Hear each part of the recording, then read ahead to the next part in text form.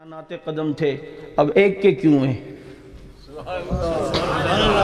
دوسرا ادھر ادھر دائیں بائیں جہاں گیا تو قدم تو ہو نا، اڑ کے تو نہیں جا سکتا، دوسرے کے قدم کہاں گئے؟ اب وہ جو ایک قدم نظر آ رہے تھے وہ کس کے تھے؟ کس کے تھے؟ کس کے تھے؟ کس کے تھے؟ نبی بتانا چاہتے ہیں جس نے مجھ تک پہنچنا ہے نشانات قدم صدیقی پہ چل کے آئے گا تو مجھ تک پہنچے گا۔ میں ملوں گا تب جب نقش قدم صدیقی کو فالو کرو گے، جب اسے لوگے۔ مرو ابا بکر فلیصلی بالناس، سب کو بتایا اس کو فالو کرو۔ اب مجھ تک آنا ہے تو نقش قدم صدیقی کو لینا پڑے گا، ورنہ نہیں ملوں گا۔ کندھوں پہ بٹھا لیا، اچھا دور سے کوئی دیکھے نا، جس کے کندھوں پہ کوئی بندے بیٹھا ہو تو دور سے دیکھنے والا سمجھتا کوئی ایک جسم ہے، وہ تو قریب آ کے نظر پڑے تو اوپر دیکھے تو نبوت نظر آئے، نیچے دیکھے تو صداقت نظر آئے۔ لیکن ویسے اگر کوئی دور سے دیکھے سمجھتا ہے کوئی ایک آدمی آ رہا ہے۔ اور صدیق چاہتا بھی تھا آقا کبھی محبت میں وہ مقام بھی تو آئے نا کہ من تو شدم تو من شدے، من جا شدم تو روح شدے، تاکس نگوید بادزی من دیگرم تو دیگرے۔ کبھی ایسا موقع بھی تو آئے نا آقا، آپ پھول بنے تو میں خوشبو بن جاؤں، آپ چاند بنے تو میں چاندنی بن جاؤں، تاکہ کوئی یہ نہ کہے یہ الگ ہے یہ الگ ہے۔ لے گیا، کندھوں پہ بٹھا کے لے گیا۔ میں نے کئی جگہ کہا کہ میں طواف کر رہا تھا، کرتے کرتے میری نظر مقام ابراہیم پہ پڑی۔ میں وہاں پر تصورات میں گھوم گیا کہ یہاں ابو بکر نے بھی طواف کیا، ان کے ذہن میں بھی آیا ہوگا ربا اس پتھر کی ایسی کیا کوالٹی ہے تو نے اسے بیت اللہ میں جگہ دے دی۔ تو رب نے کہا صدیق اس پتھر کی پشت کو سونگ، اس کی پشت سے میرے خلیل کے قدموں کی خوشبو آ رہی ہے۔ اسی پتھر پہ کھڑا ہو کر میرا ابراہیم میرے گھر کی تعمیر کرتا تھا۔ یہ پتھر کی کوالٹی کہ حضرت ابراہیم اوپر ہونا چاہتے پتھر اوپر ہوتا، نیچے آنا چاہتے نیچے ہوتا، دائیں جانا چاہتے پتھر دائیں لے جاتا، بائیں جانا چاہتے بائیں چلا جاتا۔ صدیق اس کی پشت کو سون، اس کی پشت سے میرے خلیل کے قدموں کی خوشبو آ رہی ہے۔ میرا وجدان کہتا ہے پھر صدیق نے بھی فرط جذبات میں کہا ہوگا ربا اگر وہاں پر خلیل کے قدموں کی خوشبو آ رہی ہے تو یہاں سے تو حبیب کے قدموں کی خوشبو آ رہی ہے۔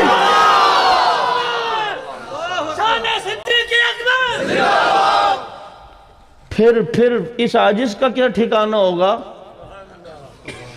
صدیق پھر میں بھی رب ہوں، اسے بیت اللہ میں جگہ دے دی تو یہ قیامت کی صبح تک روزہ اللہ میں جگہ دے دوں گا، تاکہ جو بھی دیکھے اسے قیامت تک پتہ چلے یہاں نبی ہیں، یہاں بلا فصل صدیق ہے۔ تم 8 الف کھینچا کرو لام کو، بلا فصل۔ کتنا بلند مقام پایا صدیق نے، بستر نبی کے ساتھ لگایا صدیق نے۔ لے گئے ہیں اوپر تک لے گئے گھر غار کی صفائی کی، پھر جتنے سوراخ تھے اس کو بند کیا، اس کو بند اس کو بند اس کو بند۔ میں نیٹ پہ بیان کر رہا تھا، کہنے لگا یار یہ آپ دیوبندی لوگوں کو کیا مسئلہ ہر سوراخ میں انگلی دی ہوئی ہے؟ میں نے کہا کیا کروں نسبت جو ابو بکر صدیق سے، باطل جہاں سے بھی آئے گا۔ صدیق نے کہا اتھے ہی ڈکاں گا، ڈکا اتھے ہی لاواں گا۔ ہر سوراخ کو بند کیا، اور صدیق نے دیکھا کہ اب اسباب ختم ہوئے تو ایڑی رکھ کے بتایا کہ وہ کام بھی کروں گا کہ ہم تو ڈوبے ہیں صنم تم کو بھی لے ڈوبیں گے۔ پھر جان بھی جانے آفرین کے سپرد ہے، غار میں صفائی کی، نبی کو بلایا۔ جب نبی آئے تو پیچھے قرآن بھی آ گیا، ثانی اثنین ہما فی الغار اذ یقول لصاحبہ لا تحزن ان اللہ معنا۔ اللہ نے یہ سب کچھ بتایا، میرا تیرا دل بھی بمنزل غار کے ہے۔ پہلے محبت صدیقی آ کے صفائی کرے گی، پھر محبت نبوی آئے گی۔ جب محبت نبوی آئے گی جبھی تو قرآن ہو کر حافظ قرآن بنے گا۔ جب دل کے غار میں پہلے صدیق آئے گا نہیں تو قرآن آئے گا کیسے بابو؟ نہیں سمجھ آئی؟ وہ آئے گا۔ اسی لیے جتنے بھی حافظ ہوں گے پہلے صدیق کی محبت بٹھائیے جب ہی قرآن آیا ہے۔ ورنہ نہیں آ سکتا، ورنہ غار میں پہلے گئے، صفائی کی، بلایا، آقا آئے، صدیق نے جھولی پھیلائی، صدیق کا سی کی جھولی میں آقا کا سر مبارک، کیا خوش نصیبی ہے، کیا خوش نصیبی ہے، کیا خوش نصیبی ہے۔ اس موقع پہ آ کے میں بات ضرور کہا کرتا ہوں، اصل میں صدیق اکبر وہ انسان تھے کہ اس کا جو کچھ تھا انہوں نے نبی پہ لٹایا۔ ریشم کی دکانیں نبی کی جھولی پہ، 40,000 درہم نبی کی جھولی میں، بیٹی نکاح کر کے نبی کی جھولی میں، تبوک میں اعلان ہوا، گھر کی سوئی تک بھی لا کے نبی کی جھولی میں، سب کچھ نبی کی جھولی میں ڈال کے کہا، ربا میرا جو کچھ تھا میں نے تیرے محبوب کی جھولی میں ڈالا، اب مجھے بھی تو کچھ دے نا، اب ملے تو ملے کیا، آسمان کے تارے سونے کے بنا کے دیں تو وفا اتنی کہ یہ بدل بن نہیں سکتے، ہفت اقلیم کی دولت صدیق کو بدلے میں دی جائے تو وفا اتنی کہ یہ بدل بن نہیں سکتے، ربا بس میرا تو جو کچھ تھا میں نے تیرے محبوب کی جھولی میں ڈالا، اب مجھے بھی تو کچھ دے۔ رب بھی پھر رب ہے، صدیق لے جا ذرا، لے گئے غار میں، جھولی پھیلا دی، آقا کا سر صدیق کی جھولی میں آیا۔ میرا وجدان کہتا ہے رب نے کہا ہوگا، صدیق تیرا جو کچھ تھا تو نے اس کی جھولی میں ڈالا، میرا جو کچھ تھا آج میں نے تیری جھولی میں ڈال دیا۔ لولاک لما خلقت الافلاک، یہ نہ ہوتا تو کچھ نہ ہوتا، میرا سب کچھ یہی ہے۔ جھولی میں لٹا کے دیکھتے ہیں، میں اور تو چاند دیکھتے ہیں یوں کر کے، صدیق دیکھتا تھا یوں کر کے۔ میرے دل میں ہے تصویر یار، جب ذرا گردن جھکائی دیکھ لی۔ 3 دن، کتنے دن غار میں رہے؟ کتنے دن پتہ ہے نا؟ 3 دن۔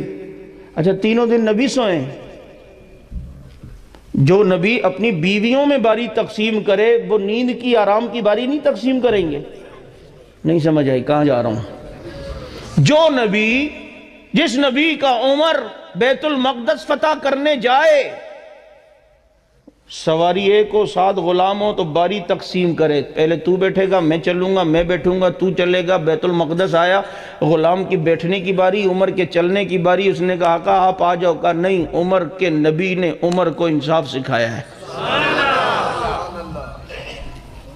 تو تینوں دن نبی سوئیں؟ ایسا بھی تو ہوا ہوگا نا، نبی سوئے، صدیق میں سو رہا ہوں تو پہرا دے، اٹھے صدیق اب میں سو رہا ہوں اب تو سو، محمد پہرا دے، تاکہ دنیا کو پتہ چلے صدیق کی پہرےداری نبی کی سنت ہے۔ حق نواز نے یہ صدیق کی پہرےداری کی سنت غار سے سیکھی ہے۔ ہم یہ غار سور اتنا اوپر ہے، جہاں وہ لے کر گئے تھے غار سور صدیق اکبر جنہوں، اوپر سرے پہ کسی نے لکھا تھا حق نواز جنگوی زندہ باد۔ نے کہا یار ادھر کیسے نام؟ نے کہا یار یہ حضرت کا نام ادھر کیسے؟ میں نے کہا اصل میں اس غار والے کے لیے قربانی دین ہے تو نام تو وہاں پہنچایا نا، مجھ سے بہتر تو میرا نام رہا، تیری محفل میں تو گونجا۔ 3 دن غار میں رہے، پھر چلے ہیں، لے کر چلے ہیں۔ میں نے کہا کتنی خوش نصیبی ہے کہ ان لوگوں کی جو بار بار دیکھتے تھے، کئی بار دیکھتے تھے، ان میں وہ کتنا خوش نصیب تھا جو غار میں دیکھتا تھا۔ جس نے غار میں دیکھا اور جی بھر کے دیکھا اور ایسا دیکھا، ایسا پھر کسی نے دیکھا نہیں۔ مردوں میں صدیق جیسا کسی نے نہیں دیکھا، عورتوں میں صدیقہ جیسا کسی نے نہیں دیکھا۔ ہاں وہاں غار میں صدیق کی گود میں، ادھر جاتے ہوئے صدیقہ کی گود میں۔ اس گھرانے کی قربانیاں اتنی ہیں نا، یہ ان کی خوش نصیبی کہ دیکھتے ہیں بار بار۔ آج کوئی عمرہ کر کے آئے، تو جاتا ہے اس کی پیشانی چومتا ہے، ہاتھ چومتا ہے، بھائی کیا ہو گیا؟ کہتے ہیں یار یہ اتنا خوش نصیب ہے، اس نے نبی کا روزہ دیکھا، روزے کی جالی دیکھی، گنبد خضرا دیکھا، ہاتھ چومتے ہو، پیشانی پہ بوسہ دیتے ہو، ساتھ والا بھی اس کے ہاتھ چومتا ہے، یار واقعی یہ تو بڑا خوش نصیب ہے، اس نے نبی کا روزہ دیکھا، روزے کی جالی دیکھی، گنبد خضرا دیکھا، مسجد نبوی میں شیخ حذیفی کے پیچھے نماز پڑھی۔ جب آپ اسے چوم رہے ہوتے ہیں، میں کھڑا ہوا سوچ رہا ہوتا ہوں، یہ 14ویں صدی صدی کا انسان جو سرگودا کا رہائشی ہے یہ واقعی بڑا خوش نصیب ہے کہ اس نے نبی کا روزہ دیکھا، روزے کی جالی دیکھی، گنبد خضرا دیکھا۔ پھر بتا وہ کتنے خوش نصیب تھے جنہوں نے روزہ نہیں روزے والے کو دیکھا، گنبد نہیں گنبد والے کو دیکھا، جالی نہیں جالی والے کو دیکھا۔ اس نے نماز پڑھی مسجد نبوی میں، شیخ حذیفی کے پیچھے، صحابی اس کو کہتے ہیں جس نے مسجد نبوی میں نماز پڑھی محمد عربی کے پیچھے۔ ان کی معراج کا کوئی مقابلہ نہیں کر سکتا۔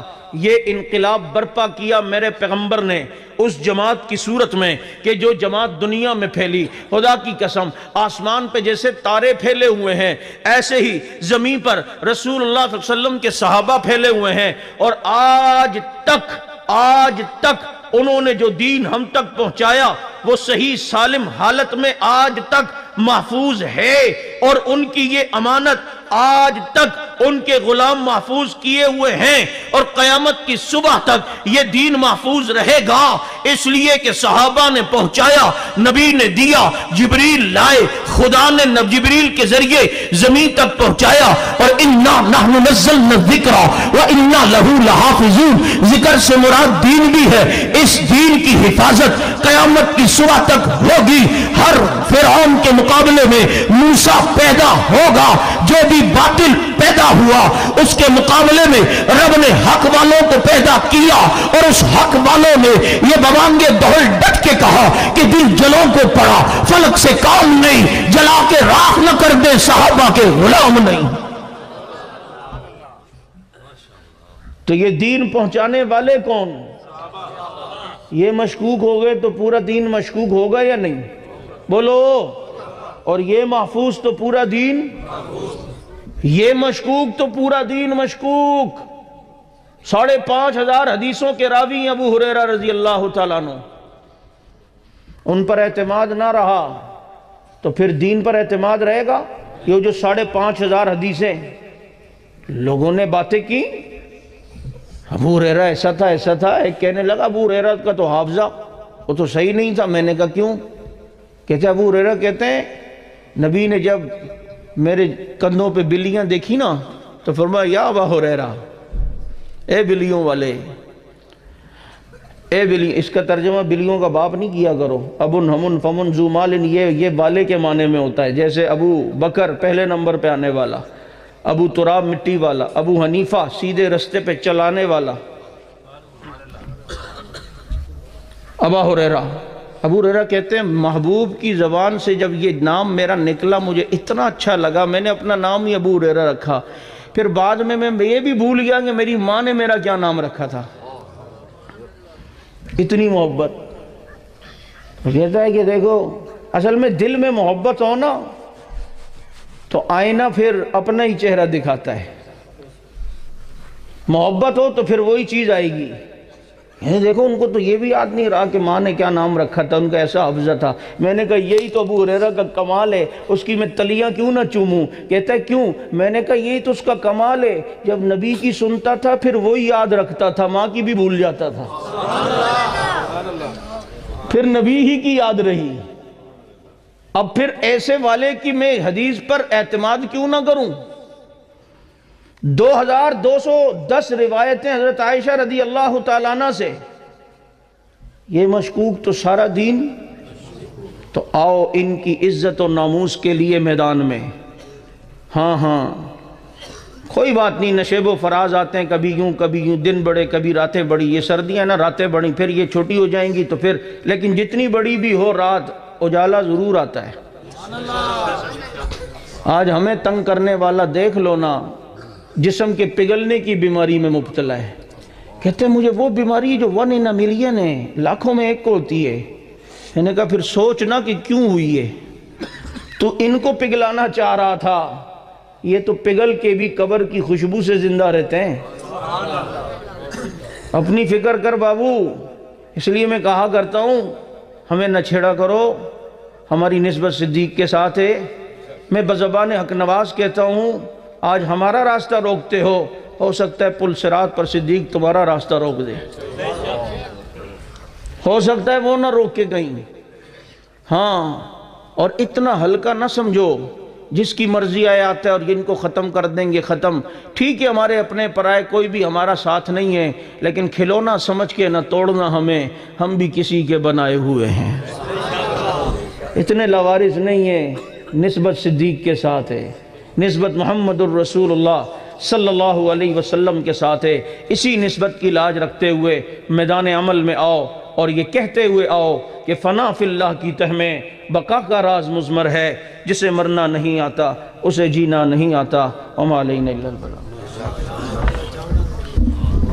دعا کے لیے رب العالمین والصلاة والسلام علی اشرف الانبیاء والمرسلین سیدنا و مولانا محمد وعلی آلہ واصحابہ اجمعین.